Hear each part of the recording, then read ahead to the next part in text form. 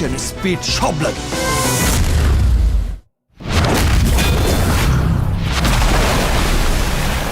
আমি 500 টাকা দিছি দুইটা টিকিটের লাগা। আমার জামাই টিকিট চাইতে গেছে, আমার জামাই। এদিকে শাকিব খানের তুফান দেখার জন্য বাসা থেকে ঝগড়া করে এসেও তুফান সিনেমার টিকিট না পেয়ে মহিলার সাথে হাতাহাতি হয়েছে বলে জানা গিয়েছে। তুফান সিনেমা দেখার অপেক্ষায় সকাল 8টা থেকে প্রতিটা সিনেমা হলের সামনে বিশাল মানুষের ভিড় দেখা গিয়েছে। শাকিব ভক্তরা তুফানের সাথে তুফানি করতে এসে টিকিট না পেয়ে কেউ কেউ পরের শো দেখার জন্য অপেক্ষায় করতেছে। শাকিবের তুফান এবার বিশ্বব্যাপী রিলিজ দেওয়া হয়েছে বলে জানা গিয়েছে।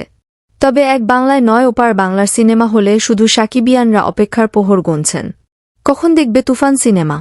তো প্রাণপ্রিয় ভিউয়ার্স, কারা কারা তুফান সিনেমা দেখেছেন হলের মধ্যে, আর আপনার কাছে কেমন লেগেছে সিনেমাটি তা অবশ্যই আমাদের কমেন্ট করে জানিয়ে দিতে ভুলবেন না।